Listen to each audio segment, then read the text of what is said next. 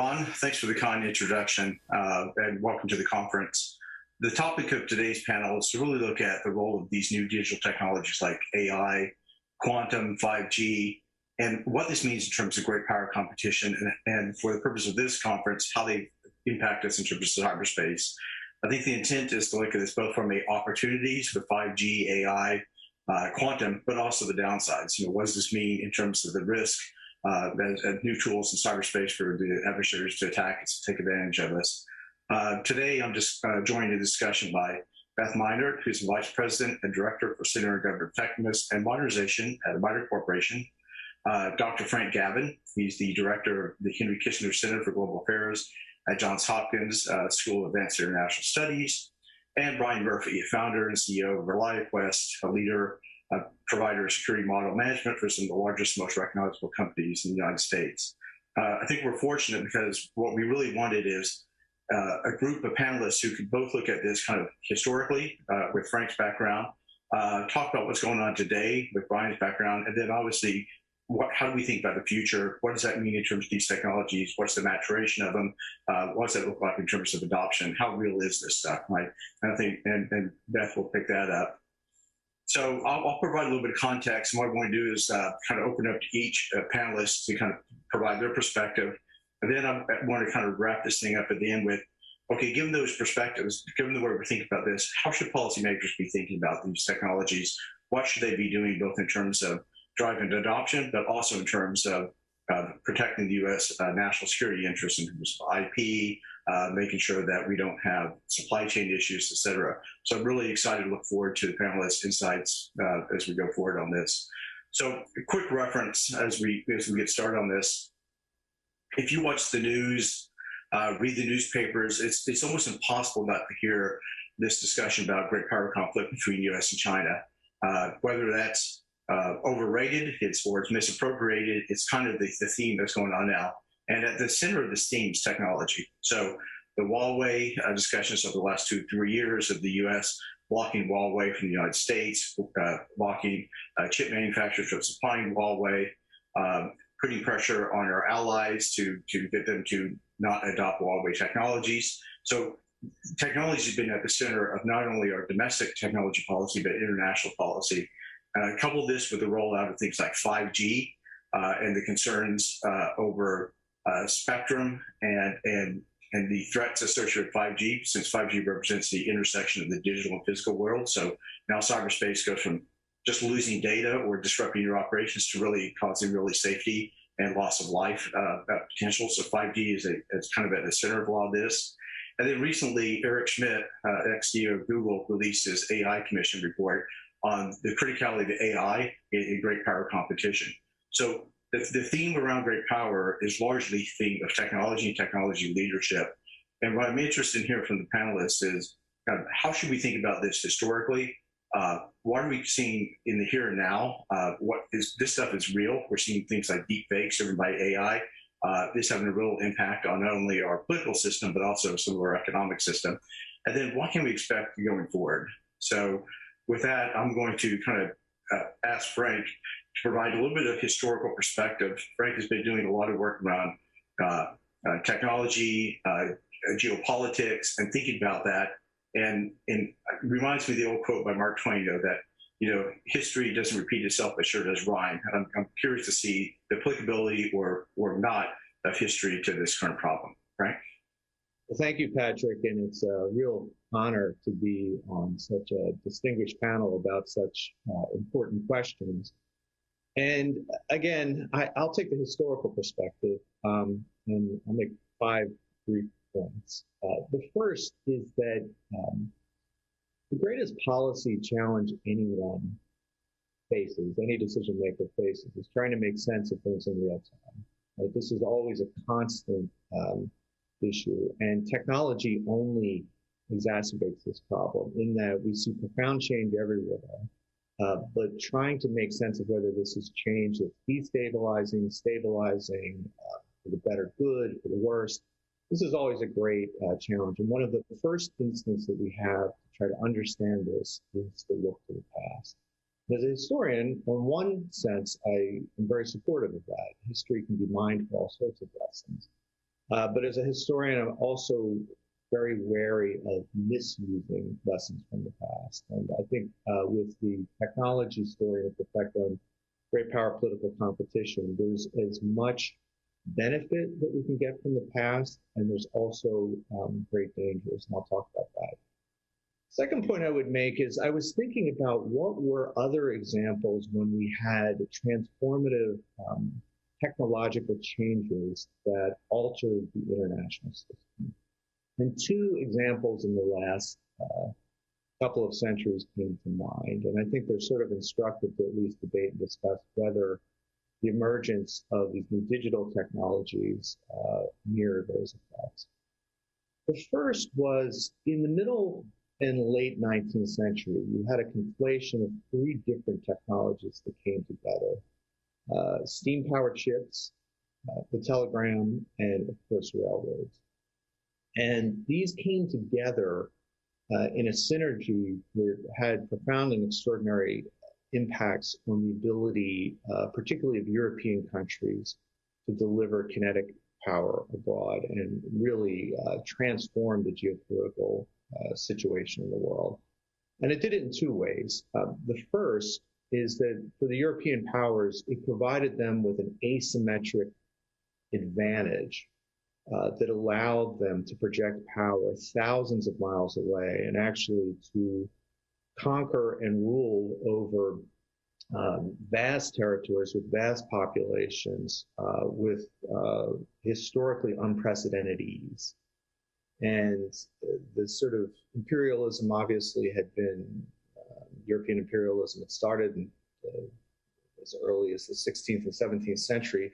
But in the late 19th century, took this real sort of upward tick, largely because of these technologies. And so it's interesting to ask if this is a similar asymmetric technology. It had a second effect as well, in that it had developed a driving sense of insecurity on the European continent, developing a sense that these technologies could lead to disastrous consequences in Europe.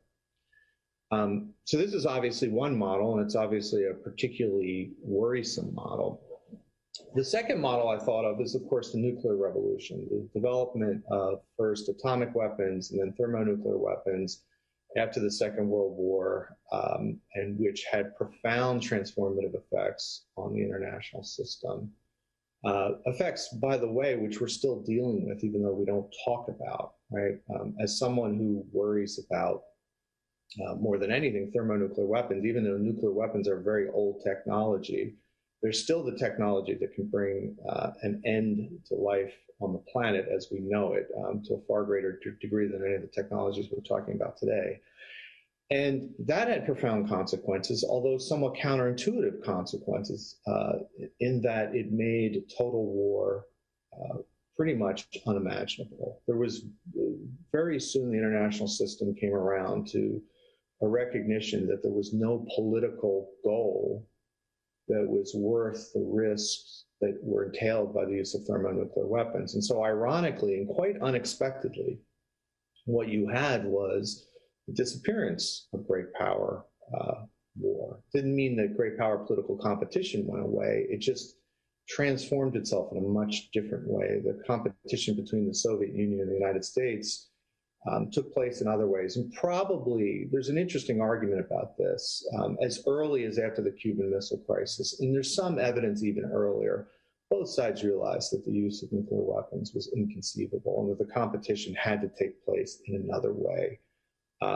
Which, by the way, I think is a circumstance that still exists today. And it's interesting to talk about how the Chinese think about nuclear weapons.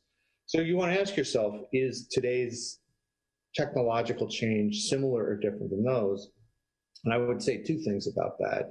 The first is that the first set of technologies, the steamship, telegraph, trains, are similar to today's technology in that they're enabling technologies.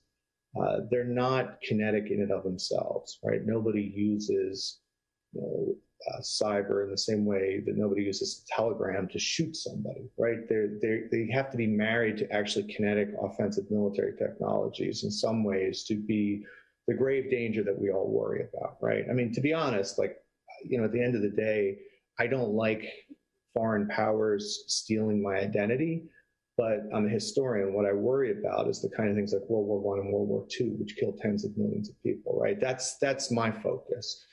And so the question has to be, can these technologies be married to offensive military capabilities to make that more plausible? And then the second, of course, is the issue of these technologies being dual purpose, right? They have civilian uses as well. And so that's one thing we want to ask. The fourth point I would make is that I think it's very important to avoid technological determinism. There is this tendency in our community to just assume that the development of new technologies will have some kind of profound effect on international politics. It's interesting, if you look at how people thought about nuclear weapons, and by the way, this is a very American sort of tendency. Americans have a tendency, because they're ahistorical and very technologically driven, to just assume technology will drive the story. And people just assumed that because of the development of nuclear weapons, that a certain type of international system would develop. And they forget that actually all of these things are just tools, that at the end of the day, it is states that drive what happens. And that brings me to the fifth and most important point. Technologies don't cause war, they don't cause conflict. States cause conflicts. And what you need to do is to ask yourself, if you're going to use a frame like great power political competition, which is quite popular now, you have to ask yourself, what are we competing over? And what is the measure which will determine the outcome? How do you measure success and failure? And I think one of the things we often forget is this is where history can be misused. I'm a good friend of Graham Allison. I think The Thucydides Trap is a very interesting book. But I think one of the things that we often forget when we say compare China to 19th century Germany is that 19th and 20th century international politics looked much different. I'll just give you a couple examples. In the late 19th and early 20th century, most states were driven by a great desire for land, which drove conquest, largely because of their great fear of a Malthusian demographic explosion that they wouldn't be able to feed their people. I mean, this is something, Patrick, I know we've talked a lot about, the importance of demographics. And you look at, if you're in Berlin or even London or Paris in 1900, you look around and you see your population increasing dramatically, but you wonder how you're going to be able to provide food and resources for your population. You see a world of scarcity and intense insecurity over that. You see a world where information is scarce. You see a world where security is scarce. You see a world where you look around and you want colonies, you want expansion. You look at China in 2021 and what do you see? I think a world today where power isn't measured in the way it was in 1900 or even 1945. Coal, steel, electricity, the amount of land and territory you have. We've gone through several agricultural revolutions. If anything, what we're plagued by are the problems of plenty. The absence of food or resources is usually a problem of delivery, not capability. And if you look at demographics, China's population projections are actually quite flat. You see an aging population. You see one that actually, depending on what projections you use, by the end of the 21st century is actually going to start shrinking. And one of the things we know historically is that aging populations don't like to go to war because old people like us, Patrick, are expensive. We don't like to send our young people off to fight and die because we need them to be productive, pay taxes, and support the sort of expensive medical equipment and retirements that we've grown accustomed to. Now, that doesn't mean that conflict won't take place, and it doesn't mean that there isn't fierce, great power political competition. All I'm saying is that we want to be careful about borrowing easy historical analogies and ask ourselves, first, what are we competing over, right? And second, what will determine that competition? And that's where I think this new technology is so important. It's very clear that we're in an intense technological competition. And it's very clear that there will be big consequences. What I don't think has been answered is what actually is the goal of these competitions, because that will shape the kind of policies we pick. Because as we know, we are deeply intertwined and interdependent, both on the financial side and the technology side with China right now. And if you use the late 19th century model, your policy recommendation would be to end that interdependence. If you have a different model, it might be to say, well, you know, you mentioned Eric Schmidt. He talks about hiving off certain parts of the technology space that keeps separate while not unwinding the whole thing. And so that's why I think this kind of assessment of where we are, one has to be very careful about how one thinks about historical comparisons. Great. I'd love to hear from Brian and Beth, but real quick question, and that is, I would agree that historically, you know, conflict has been over material goods, natural resources, land, agriculture, coals, you know, and the production of steel and stuff like this. It seems like it's moved in cyberspace to an ideological or identity battle. And I think the concerns are a little bit more around conflict may manifest itself differently, not in a physical way, but in a cognitive way, particularly with things like AI, deep fakes, and the ability to sway populations, which we've seen domestically, how critical identity politics have been and how they're playing out on the international stage. Do you see any historical anecdotes around that? Is this for me? Yes. So it's a great question, because I think one of the great challenges we have right now, when I have this whole notion about the problems of plenty as opposed to the problems of scarcity. And by the problems of plenty, I think this is very much true on the identity space. One measured power in the past through a variety of ways, but one of the great tools that states would use for earlier kinetic conflict was the ability to generate a mass unified citizenry on behalf of a unified purpose. And you could rally them around either an ideological attraction or a national attraction. And that was easier because most information was intermediated through institutions controlled by the state. And so you could, if you were the Soviet Union during Bolshevism, create a unified vision and citizenry because you controlled all information.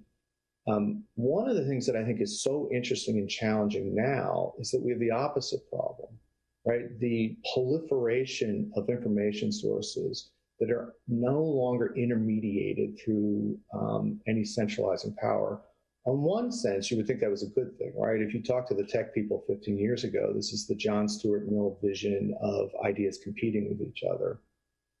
But what we've learned is, of course, that we lack the analytical ability. Most individuals lack the analytical ability to often to assess information and the quality of information. And so one of the challenges we have is that it's very difficult to create that unified citizenry. This is actually why I worry less about China on this front. I think Xi will find it very, very difficult to create a rallied citizenry over the long run based on either an ideological or a national lens. Ideologically, because I think one of the things that we do know, at the beginning of the 20th century, you had a variety of competing ideologies. The ideological space is actually really narrowed. Nobody really believes in Marxism anymore, not even in Beijing, right? What they believe in Bolshevism is control of the state by a certain hand-picked group, but nobody really believes in Marxism anymore. And some of the more extreme ideological options have really been eliminated. In this sense, I think Fukuyama, who gets a hard time, is actually right. We're talking about an ideological space that's far narrower than it would have been in, say, 1900. But what I also think is that it becomes increasingly difficult to rally people around anything, which is what you need to have a mobilized effort. I think China can try to do it through nationalism, but that has its own challenges, right? This is going to be a challenge in Hong Kong, where the Chinese who live in Hong Kong, who speak Cantonese, do not necessarily share the same views of the Mandarin-speaking Han majority. And we have a tendency to forget that China is a multi-ethnic empire. And so nationalism as a rallying cry is, I think, going to be hard to sustain in the same way that it was in the early 20th century. And this is where I think the CCP has so much difficulty. Their legitimacy is based on the ability to deliver economic performance. Technology helps deliver economic performance, but technology is also best generated in societies that are innovative, and societies that are innovative are usually open, allow for nonconformity, allow for transparency and accountability, deep financial markets. What's interesting about what China is doing is, it strikes me as it's doing everything in the opposite direction of what you would want to do to generate technological proficiency over the long term. So I'm one of those who looks at Xi's strategy and is puzzled. And it gets to your question of identity. You can through technology create messes, but the ability to turn that around and mobilize power on your behalf for a kind of a unified national aim strikes me as more challenging than it would have been in an earlier historical period. Beth, Brian, any reactions to Frank's perspective? First, I think it's just super interesting, the last point of how all that correlates to kind of a future look at China and their ability to pull these things together in the context of what we've seen in the past. So super interesting. It's always, I love the quote that, it may not be, it doesn't repeat itself, but I love the Mark Twain quote that you opened up with, because I do think, and Frank has just shown it, the parallels are super interesting. And as we look forward, I think it shows us the opportunity ahead for ourselves and how we think about technology and how we think about the impacts on technology. For all of the benefits, there's the risk reward and everything. So I thought it was pretty interesting correlations to the past, and definitely gave me some insight on how to think forward a little differently, especially in terms of China. And what we hear about, I think Frank shed a light on some things that are very different than probably what, if I turned on the TV now and listened for long enough, what they would be saying, right? So I think it's definitely a very unique and interesting perspective.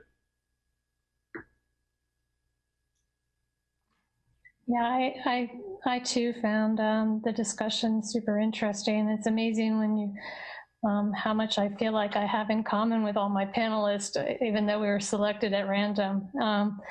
But the discussion, especially at the end, about the strengths of China, really, that we perceive them as strengths, are really weaknesses. And I think, as we look at policy going forward, we see a lot of our policymakers trying to adopt many of those same frameworks and many of the same things that China is doing, because we perceive them as strengths, and apply them to our own government when and actually, as Frank noted, they're real weaknesses. And I think we have to be on guard on that going forward, and people like Frank lending their voice to that and lending their leadership to that is going to be critical. Great. Thanks. Let's kind of pivot from the past to the present. So Brian, I know you're in the day-to-day fight with ReliaQuest. You're seeing what's going on in the trenches. I'm curious how you're looking at the emergence of AI as not only a means to do really productive things, but as a means to do really destructive things like deep fakes, the ability to generate bots and generate attacks, driving fraud, the concerns around what is now a current deployment of 5G networks, linking autonomous vehicles, Internet of Things, and also, Amazon has quantum as a service. So quantum is often thought as, 2040 type stuff, but it's actually out there now. What are you seeing from your perspective, and how are you thinking about it? Yeah, I appreciate the question. I think AI and machine learning and those things are often talked about. I think the current state of those things today, what we see from a positive perspective, we're able to baseline environments a little bit better. We're using those things to baseline good or bad from a hunting perspective, or using some of those capabilities at the endpoint to look at what's a normal operating system, what's not normal. But to your point, for every piece of technology that we can use to baseline, good or bad, on the defense side, on the protection side. It can be used to automate and accelerate bad actors and the ability to go out there and profit from bad activities. And so we are continuing to see it used in targeting organizations all over the world. Bots are something we should definitely call out. If they can kind of set it and go, and that we're still looking today that automation is being used to exploit some of the vulnerabilities that are known or unknown, meaning just some of your, basic hygiene in large multinational environments, large environments that have grown over time, that we've been cobbled together by multiple different technologies. They've grown through acquisition. Even if they're a relatively new organization, they've grown quickly. It's not hard to imagine that just general technology hygiene hasn't kept up with the growth of the organization. And that's where some of these automated attacks can be opportunistic and can find their way in. From a 5G perspective, same concept.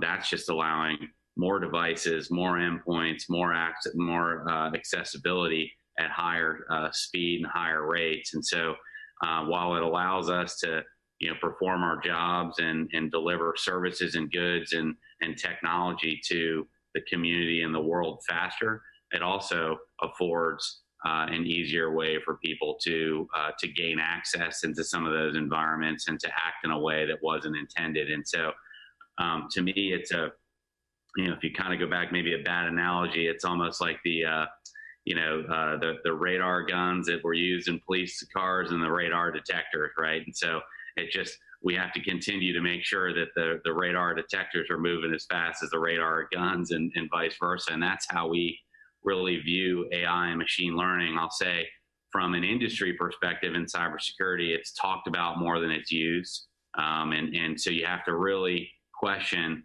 how much AI is really at work from a manufacturer perspective, like from a defense perspective, right? I think that we're still scratching the surface on the capability of how we can use these automated technologies to eliminate those attack vectors. I think it's right now it might be easier to use those to do bad things than to do good things, is how we are seeing AI. And it's really more of a dependency on machine learning and the quantum computing.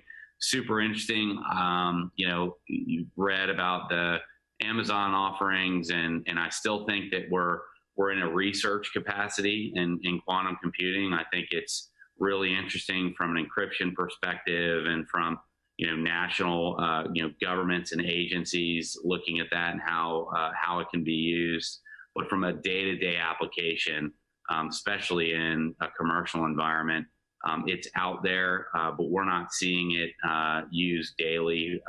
We're not seeing it do anything today in an operating environment that a normal computer wouldn't be able to do. A lot of it is, you see organizations like JP Morgan and others that are really doubling down and investing in that capability for a future state. So for me, what's interesting is how far and how fast does that go? And then when that quantum computing and AI, at some point AI will be limited to the computing capacity of our current capability from just a speed and power, and then what can quantum do when those two meet in the future, right? And that's a thing that we keep our finger on the pulse. And also I think we have to understand that these technologies, 5G, AI, quantum computing, they are largely being used to look at how they can do things faster, create better results, improve our livelihood, our safety, our security.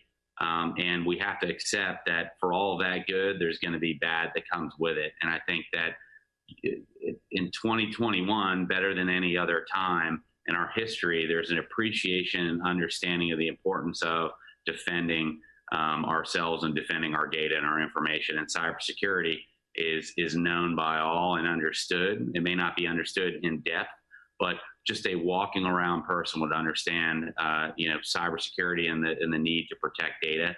That gives us an advantage going forward as these technologies begin to speed up there's less of questions that I'm seeing in our environments when we go and talk in front of large boards of directors.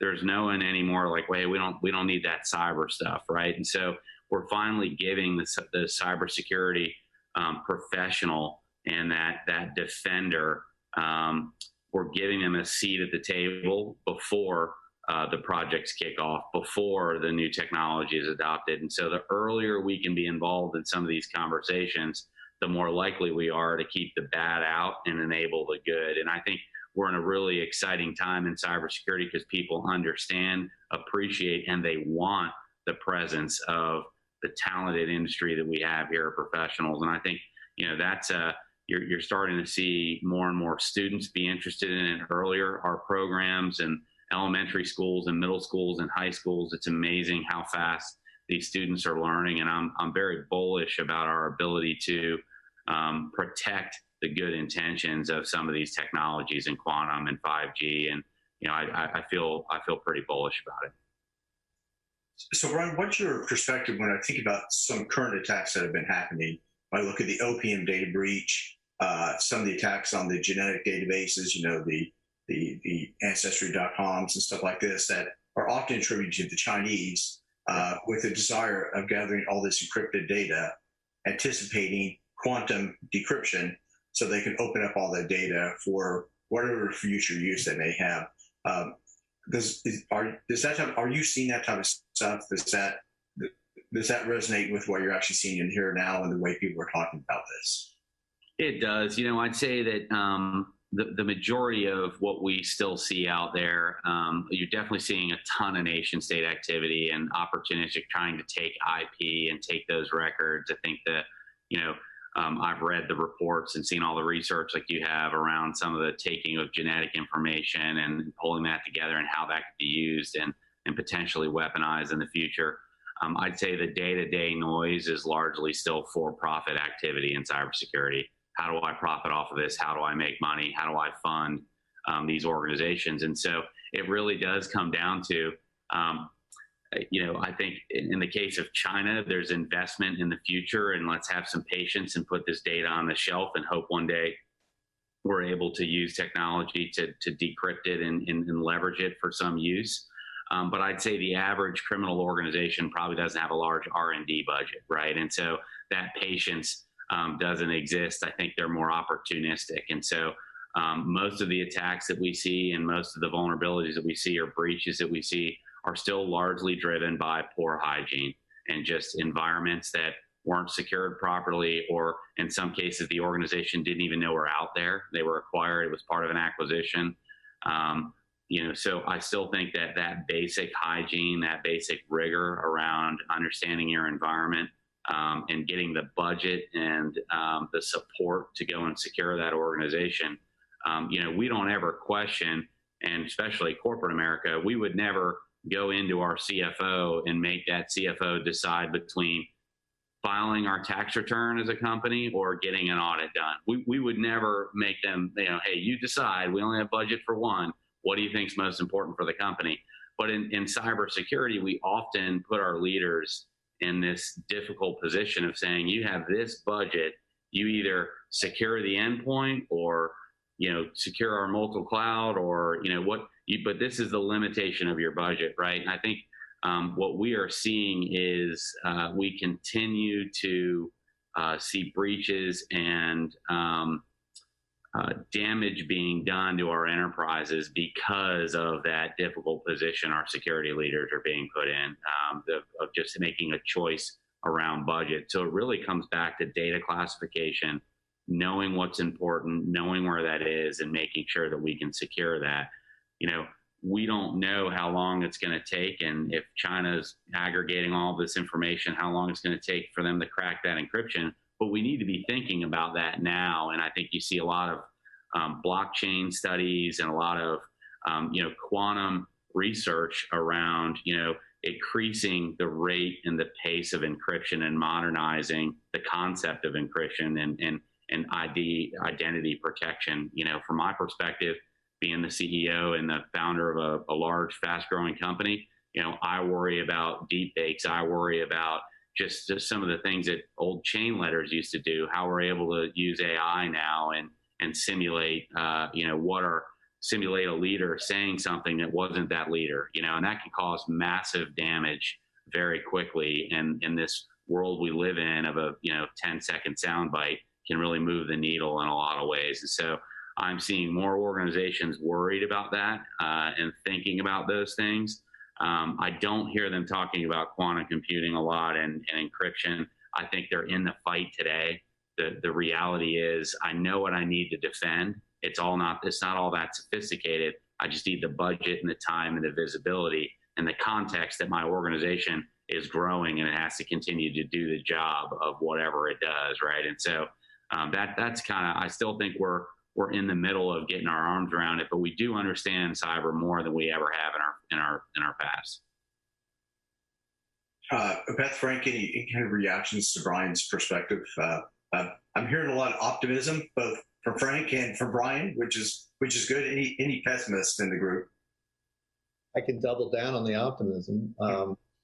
I love how Brian described it, and I think I was thinking as he's laying this out how to characterize this, because his major point, and I think this was something that Beth also mentioned in her comments, is that ultimately, when we think about technology, it's an overall great good, right? This is driving extraordinary increases in productivity and massive increases in our quality of life.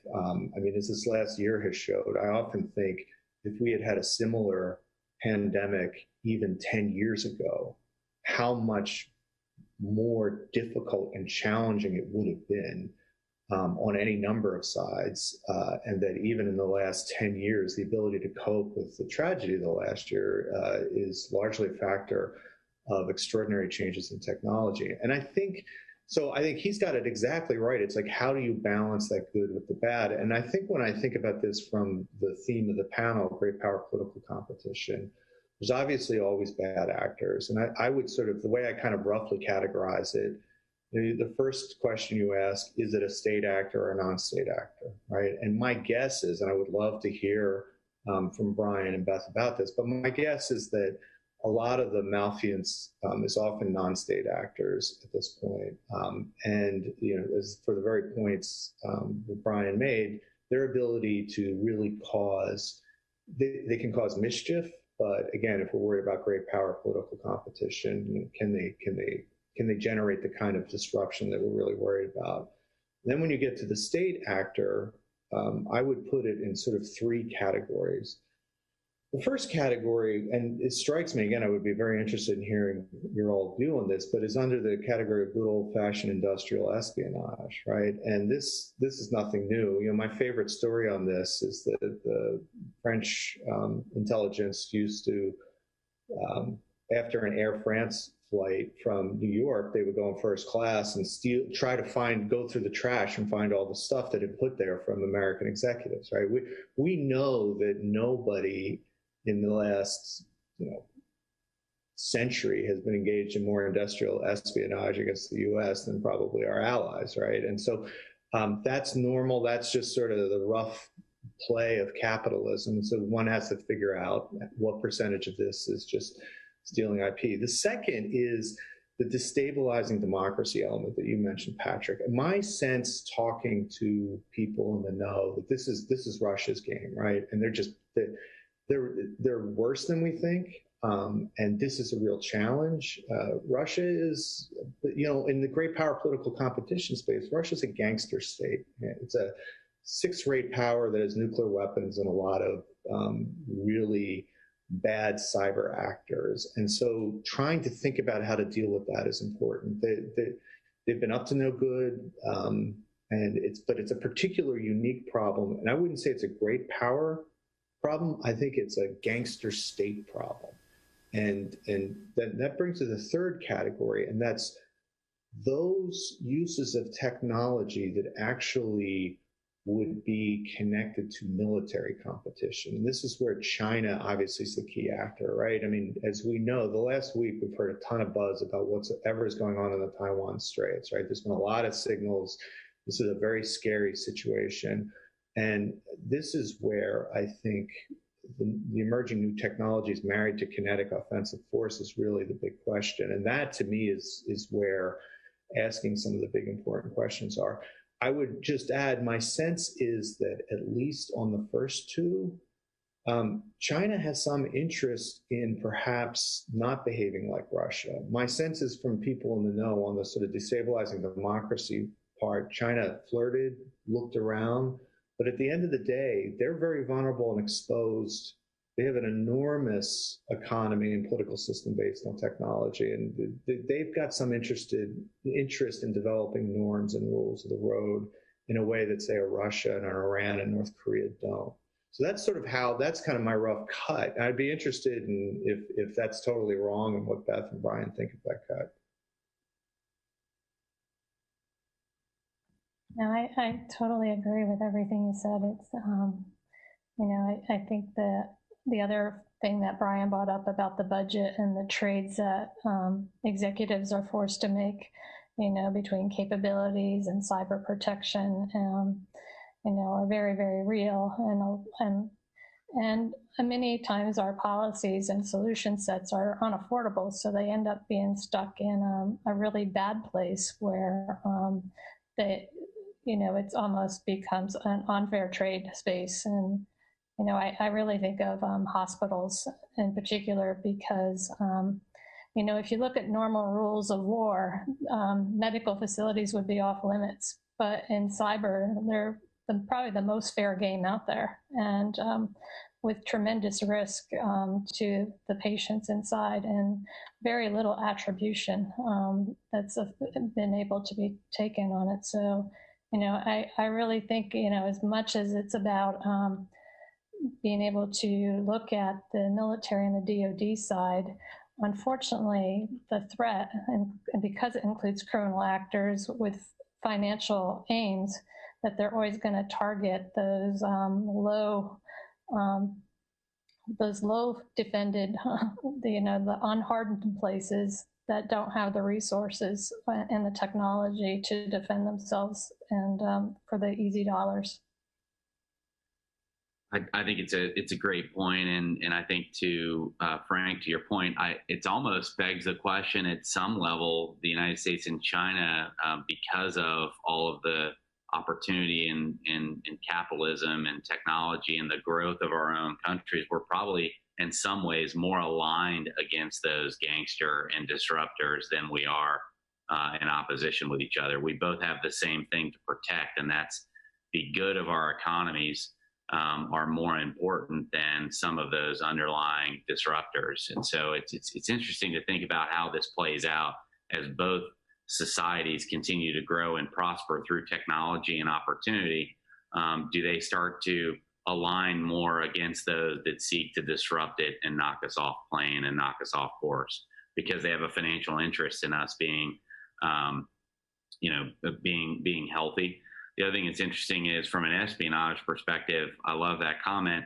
Espionage is, you know, it's also healthy and it allows us to get a little peek in, to know that nothing major is happening. So there's a little gamesmanship there that's always like, we want to show people enough and we want to see enough so that everyone can calm down and we don't need to use those larger weapons and larger things. And so cyber offers a different lens there, but, you know, to Beth's point, it's much more problematic from just the healthcare.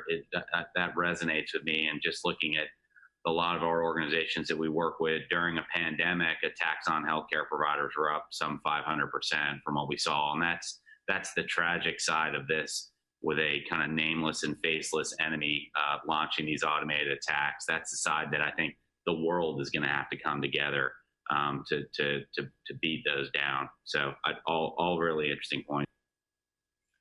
Well, that's a good perspective on the here and now. You know, Beth, when I think of another quote often attributed to Yogi Berra, which I don't know if Yogi Berra ever said any of these things, but he said it's difficult to make predictions, especially about the future. So when we start looking at things like AI and 5G and 6G, you know, the follow-on to that, and the role of quantum, you know, I think we often get kind of these hype cycles that, hey, this thing is great and everybody's excited. We have lots of conferences on it. Then it fizzles out. But 5 or 10 years from now, it's a big deal, right? It kind of it's adopted, it's in our day to day. How are you thinking about this in your role at MITRE in terms of the technology cycles? You know, where we're at in the hype cycle is probably the way to think about this. What's your perspective where this is going?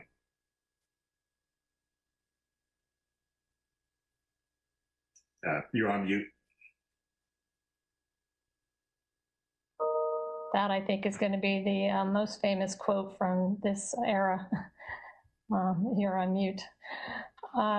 Yeah, we've been really, as you know, diving deep into this great power competition. And I think, you know, we alluded to it before the earlier panelists, but normally the great power competition really does refer to China and Russia as our main competition. But I think in the area of cyber, that G really is replaced with the word global power competition, because as mentioned before, it's not just a competition between nation states, but also criminal elements around the world.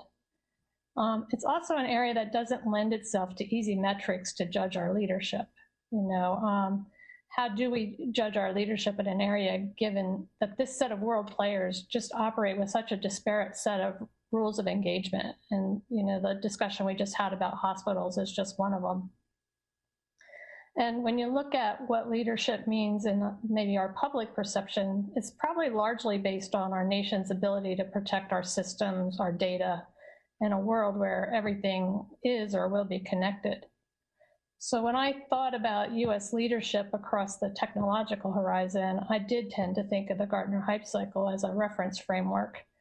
I know we tend to really dive down into specific technologies quickly. Us technologists have that kind of, I would say, weakness. But I think when you look at policy, you have to step back and look at it in the aggregate, because we need to know where to apply policy most effectively to help the US to maintain its technological edge.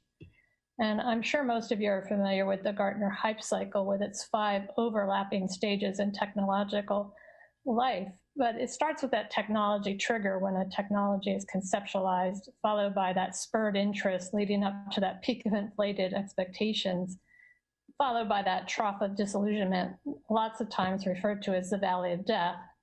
And then assuming that the idea and the technology survives, we start up the road of adoption and the slope of enlightenment, and eventually levels out at that plateau of productivity.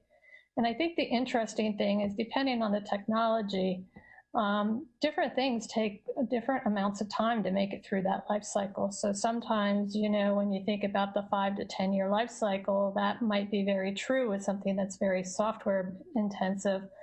But for something like quantum, it's been a very long time coming. I think the technology trigger for quantum happened in 1980.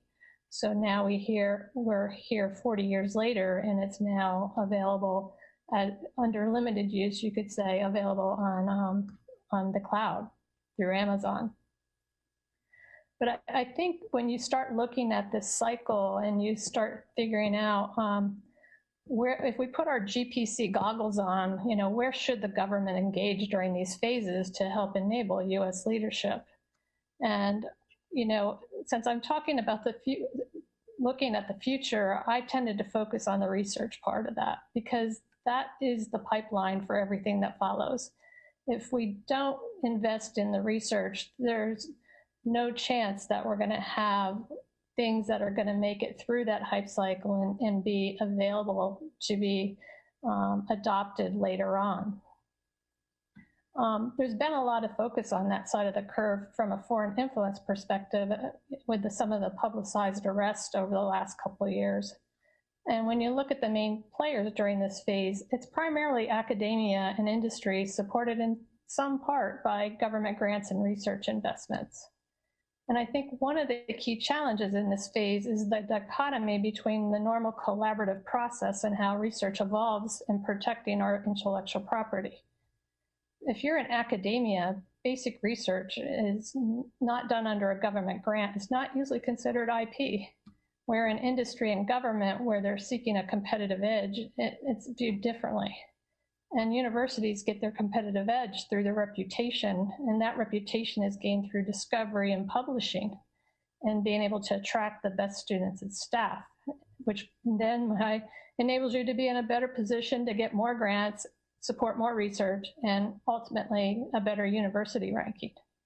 Where industry and government would like to keep those advances under confidence, so at some point later in the technological horizon, there'll be some realized advantage, so they're a little more patient. And that technological horizon is one of the other main challenges that I alluded to before. The time for groundbreaking research to evolve usually outlasts many government administrations, budget priorities, grant and non-grant cycles. And we tend to have an approach where we touch on it for a short period of time, but we don't have the endurance to engage over the life cycle of a technological topic to be able to really make the distinction of when something truly becomes IP and needs to have that those guardrails that we'd want to apply to IP put around it for things that aren't done on government grants. You know, I mentioned quantum before, and you know, in the 40 years that it progressed, hundreds of universities and industries around the world were involved in advancing that research and published thousands of papers, which kept building on the advances of others and advancing the state of the knowledge.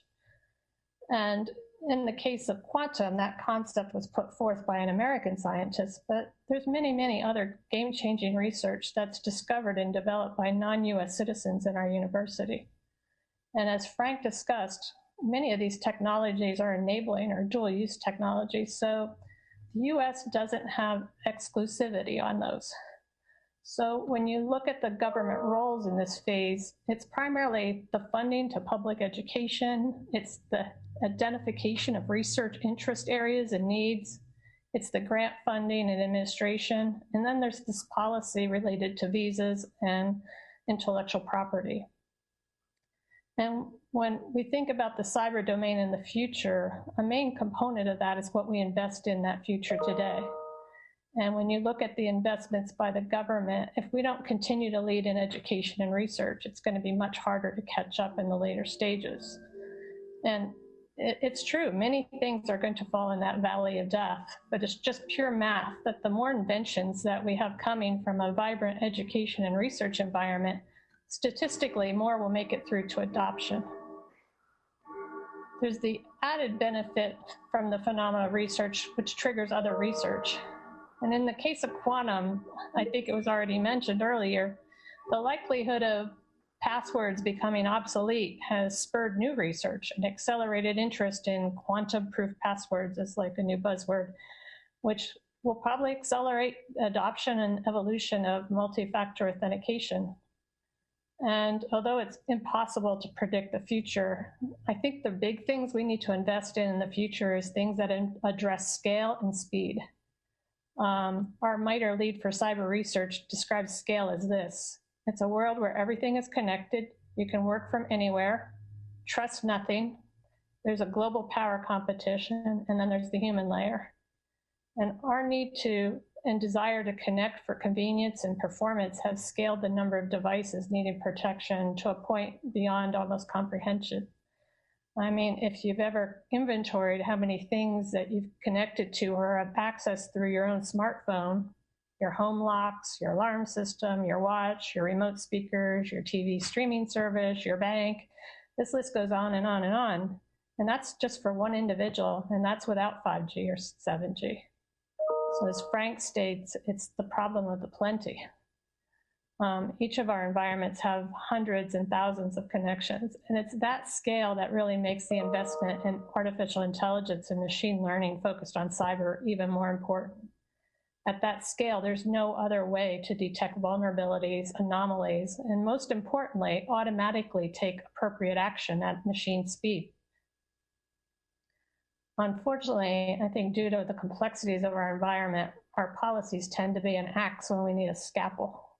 We need policies that support basic research, incentivizes individuals to pursue those advanced degrees in science and technology, and attract our best students and make it attractive for them to stay here and apply their expertise to our challenges. And that probably sounds like a list you've heard before. So I'd add this. If we really want to advance artificial intelligence in this country, especially in the area of cyber, we need to find ways to provide real data to more researchers. Almost every AI researcher will tell you the main thing holding them back is realistic data. So our challenge is to find techniques to help declassify and de-anonymize data, as it is probably the most important thing to our cyber future as anything else. Thank you. Great, thanks. Beth, you provided a really good segue. I think, and I call this the ghost of future of Christmas past, ghost of Christmas present, and ghost of Christmas future. So we've done a little bit of Christmas Carol in terms of the presentation. I think it was a great discussion setting some context. I always like these things when we kind of talk about what's going on, but then we don't talk about what our recommendations are, right? I think I'd like to take probably 10 or 15 minutes to walk through, Beth, your point about how policymakers should be thinking about this. And just I'll make a real quick point. What struck me as much as anything is the continuation of the same policies from the Trump administration to the Biden administration in terms of supply chain, in terms of R&D, in terms of national technology innovation base thinking, in terms of 5G and Huawei, and in terms of cybersecurity within executive order. I think that we expect to come out any day now on this. So I've seen a lot more continuity than discontinuity around this from a policymaker standpoint. How are you thinking about it? And based on kind of your observations and discussions that we've had, if you had to do a top 3 list for policymakers, what would it be? What recommendations would you make based on things like 5G, AI, and quantum computing?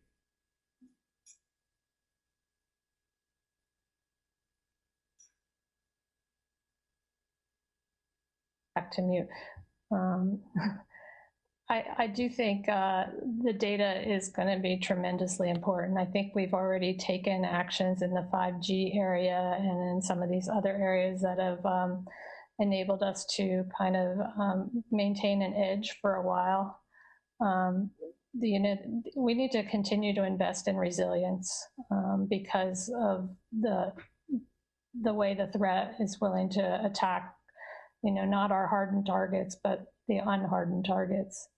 And I would say a new area that we need to investigate is more in the lawfare thing, is where can we team up with even people like China, I think it was mentioned before, of where can we establish a rule of law or common norms for dealing with the cyber threat and making real progress in that area. Brian, Frank, if you had to go to the White House today and say, hey, based on my insights and experience, here's what I would recommend that we should focus on from a policy and national strategy perspective.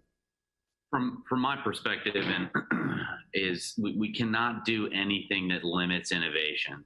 So for me in particular, a young kid from Middleburg, Florida, is able to create a company, work with people to build the technology and create hundreds of jobs and billions of dollars in valuation. Like, that is going to be the thing that keeps us on the forefront of being able to defend and being able to protect our IP, protect our citizens, protect our technologies, is innovation. So we can't do anything that builds fear, that slows us down from having that big idea moving forward. And you're seeing it across cybersecurity. You're seeing it across every industry. It's just that idea and the willingness to be able to go and pursue that idea. And I think, to Beth's point around policy, around who, for me, it becomes, well, whose responsibility or what capability do I have to defend myself from a cybersecurity attack? Where does my ability end and a 3-letter agency begin, or a military unit begin? I think we have to get that better defined as we understand the attack surfaces, and who do I call, and do they have the resources that they need, and what is something that's my problem as a corporate citizen that I need to defend, and then what are my limits in my ability to defend, right? And I think that those are really difficult in this global economy where we have operations at ReliaQuest all over the world, right? And so how do I do that in the context of being a U.S. company operating around the world. And I think those are things that we need to, and that I think is our own policymakers here in the United States, but also our allies, right, and coming together and creating some rules of engagement. So for me, it's enable innovation and have a healthy conversation and paint some lines around what we as private citizens can expect from our allies to protect each other, and then what we should be doing on our own, I think are probably the two. And neither are easy answers, right? But that wasn't a requirement of the question. So Beth mentioned this, and you mentioned this about the innovation. It's interesting because what we've seen is really an intervention, and really I won't say an unprecedented scale, because we saw this during the Cold War with COCOM and some stuff like this, but really controlling exports of basically computer chips, encouraging production in the United States around supply chain and critical components for 5G, but really almost maybe an industrial policy type of approach from the United States on it. On the other hand, we've always had these debates about global innovation, that these ideas, I think Beth's point, quantum came from many different places in the world and not just in the United States. How do we square that tension? So I think you hit on a very important point, and I'll wrap this into my answer about what I think I would say if I was going to the White House. I think we exist right now in a world where there's enormous conceptual debate about what shapes global affairs.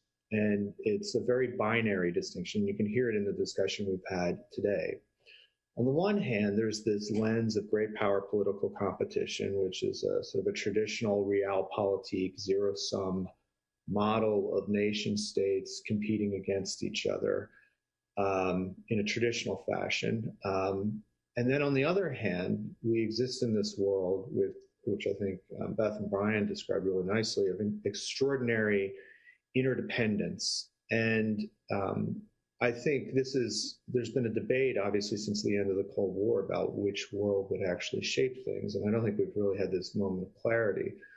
One thing I would say, though, as the debate has shifted more to this notion of great power political competition, which argues for sealing off national industrial policy, focusing on domestic sources of innovation, is that by the time this pandemic is over, more Americans will have died than in all the wars of the 20th and 21st century combined.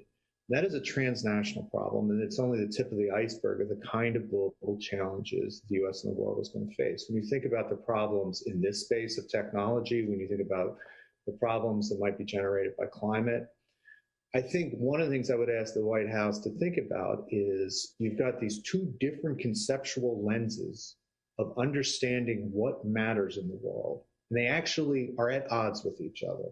And there's sort of, you can say, okay, the future is about great power political competition. But what that means, as this last year showed, is that when those transnational challenges come, you're not going to have any cooperation. And what that will mean is disaster, right? So what if in a world where China and the United States had better relations, you probably don't have upwards of 600,000 dead Americans, right? And that's just bluntly the case. And you can imagine similar crises. Imagine a future public health crisis with the same transmittability, but a higher level of lethality, which is completely easy to imagine. So you can say, well, that's a price we're willing to pay because ultimately great power political competition matters more. On the other hand, if you were to argue, well, it's all about transnational stuff, and you sort of embrace the sort of Silicon Valley circa 2006 Wall Street model, you could find yourself in a world where China has reaped all the advantages of all this openness, both in terms of technology and finance and trade, while having nefarious intents and returning to a world of the 19th and 20th century where everything I said was wrong, and is actually seeking not just regional dominance, but perhaps some sort of global dominance. So this is an enormous question, right? I mean, the odds are they're probably both true, and they both play into each other. And one of the things that's so fascinating is, on the one hand, we have this geopolitical situation where The relationship between the United States and China is as bad as any superpower relationship, I'd argue, since the Soviets and the Americans during the Cuban Missile Crisis. There's also very, very little high-level political discussion. We saw what happened at Anchorage and how that looked. I had memories of the Vienna Conference with JFK back in 1961.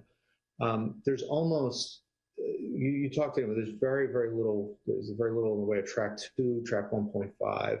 There's almost no discussion. On the other hand, in this technology space, you all know better than I do the extraordinary level of interconnectedness and interdependentness between all these technologies.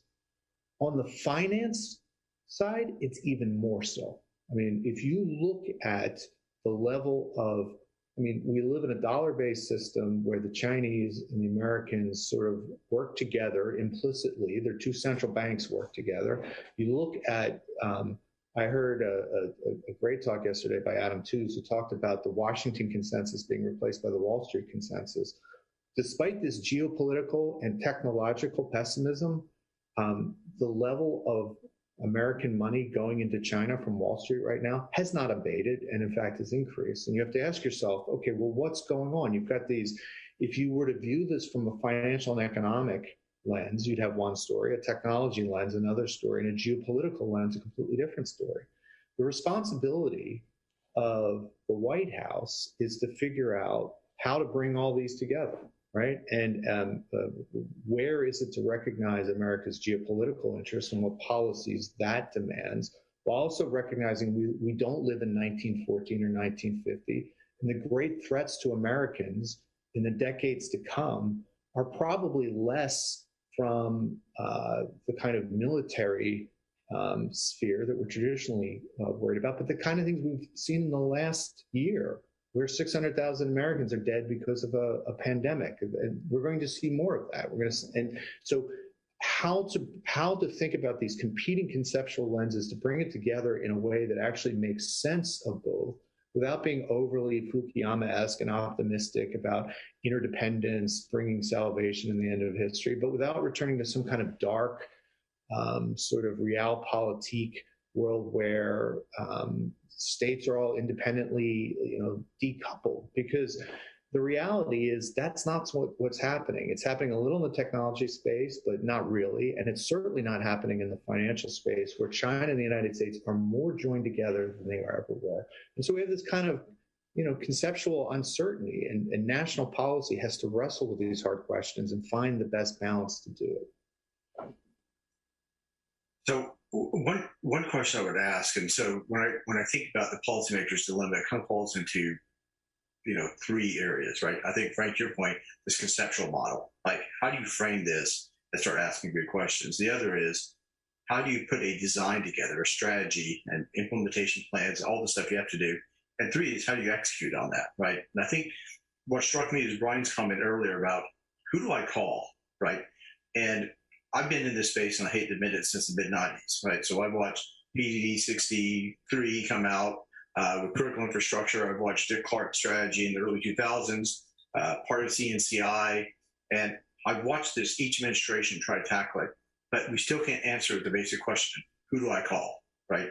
A very simple thing. So, conceptual models we're struggling with those, we're struggling with strategies, but we're probably more importantly struggling with, how do you operationalize all this? How do you make it practical and useful for the people on the front lines, like Brian, who are out there trying to protect their clients and do this work? And it concerns me that we're 30 years into this discussion, and we've made very little progress in some of the basic questions around this. What are your perspectives of why that's the case, and what are the obstacles?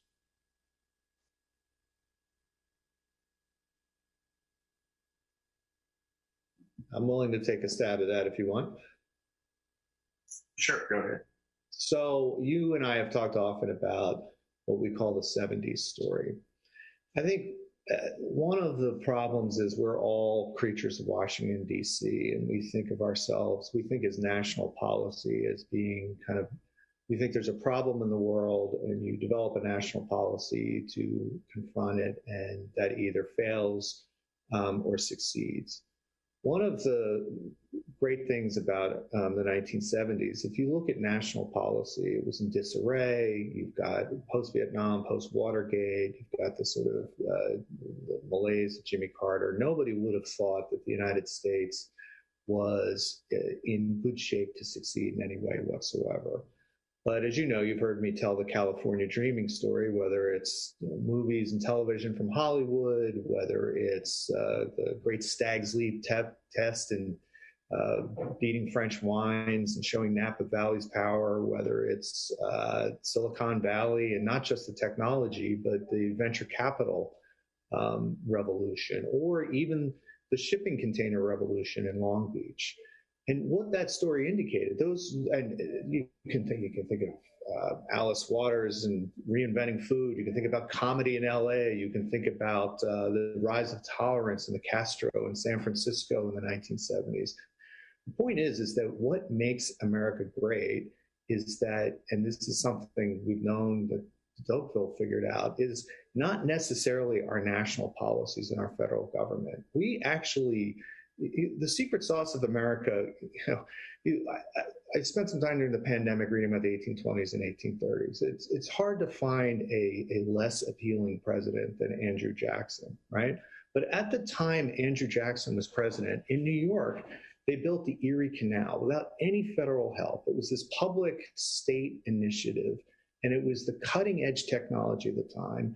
And it was one that transformed not just New York City, but the whole state of New York, right? And it highlighted, Jackson was completely against it. Federal government was completely against it. But it was a technological revolution that transformed New York and ultimately converted into the strength of the United States. I think one of the things that we forget, and it's to Brian's point, is that our great asset is a vibrant private sector and a diverse and energetic civil society. And it's often chaotic and messy and decentralized, as we saw on January 6th. But it also has within it strengths that a country like China does not have, and China's working against, right? And so I think, and the other thing, to your point, Patrick, one of the things I often like to talk about an American trait is we're constantly in a state of crisis. If you look, there was never a more bitter presidential election than the election in 1800 between Jefferson and Adams. It made the 2020 election look like child's play. And we always think we're in a state of crisis. We always think the experiment's at risk. And the fact that we're so freaked out is actually a good thing. They're not having this conference in Beijing. They're not having this conference in Paris. No one in Paris or Beijing is saying, what are we doing wrong, right? Only we do that. This sort of conference, like, we could have had this any year. And the fact that we're always freaked out and think that we're falling behind, you can take that too far. You can overreact. I think some of our policies after 9/11 were probably due to that overreaction. But there's a good side to that too. We're so self-critical. We're always convinced that we're going to fall behind. And that's that's why I worry a little bit less. Like all these things about we've been worried for 30 years. And what do you think the debate in Beijing looks like right now? Do you think anybody's wringing their hands saying, the great danger in Beijing right now is that they're overconfident. They think they have all the answers. And so in a long-term competition, I always want to go against the guy who's overconfident, who thinks they have all the answers. I like our odds in that kind of competition. So this gets to some of this is national policy. And for me, national policy is managing the geopolitical element of it. China is a bad actor in the South China Sea. It's a bad actor towards Taiwan. It's pushing against Japan. And I think what the administration is doing in terms of reassuring allies, I think the thing with the Quad was really good. I think the key is to try to stabilize that geopolitical situation through a sort of policy of reassuring allies and deterring China. But on the longer term competition, I think let China keep making mistakes. And I think a lot of these kind of conversations we're having, I actually think over the long run, I am more sanguine about our prospects than I think most people are, largely because I think American history shows that vibrant private sector, that incredibly contentious, fractious, diverse civil society that looks so messy in real time actually over the long run generates some pretty powerful, attractive forces and some pretty powerful, innovative forces. And I would just keep doing whatever I could to support that. Great, thanks. I know we're bumping against time, but Brian, Beth, I'd like to get your response to, is it, don't worry, be happy? Do we kind of let the private sector do what the private sector does? I'm just curious if there's a countervailing view to Frank's proposition. I think Frank said it very well, and tied it back to real meaningful moments in time in history that really just certify our approach going forward as a country. And I think the public-private mix has always been one that ebbs and flows in the U.S., and I think that's a healthy balance. And I think that as a country, we need to still keep that chip on our shoulder to continue to innovate, but also worry about all of these things. And I think Frank's point was perfect, that because we're having these conversations, we will be in a position on our toes, ready to make an athletic play when some of these bad things come down the pipe, because we're willing to have the tough conversations. And so we have armed forces and three-letter agencies and public and private professionals that are asking the tough questions and putting themselves in possible positions around decision making.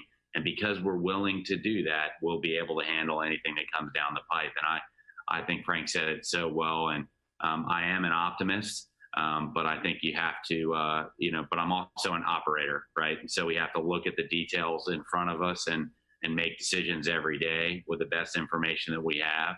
And we cannot be fearless in the things that are coming in front of us, these new technologies, but we cannot allow ourselves to be fearful as a country. That optimism, that shining city on a hill, that attitude matters.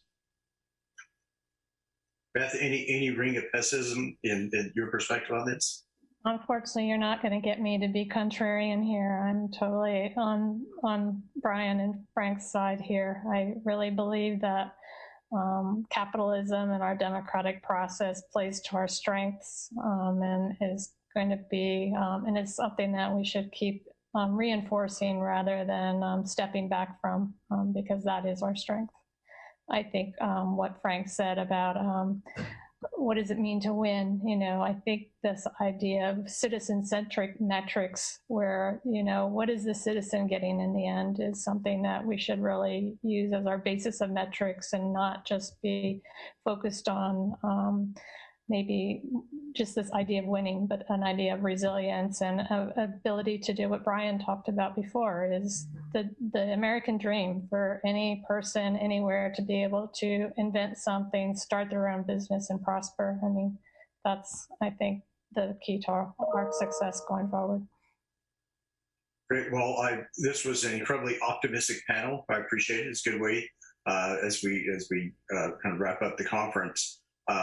Thanks for your time. This is very insightful. I think the setting the historic context, getting the practical day-to-day view, I think, Brian, from your perspective, and then Beth, how you're thinking about, what the roadmap of the future looks like. And then also, kind of different ways that we're thinking about the front policy. I think the perspectives you all provided here were probably different than you kind of hear around the Beltway.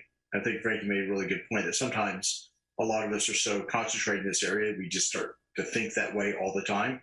But there's a country of 330 million people out there, very distributed, very decentralized, and a lot of innovators coming up with solutions to kind of these challenges around 5G and quantum. So it's a good way to end this. I appreciate your time. It's a great discussion. Everybody have a great day. Hey, thank you very much. Really enjoyed it, everybody. Thanks.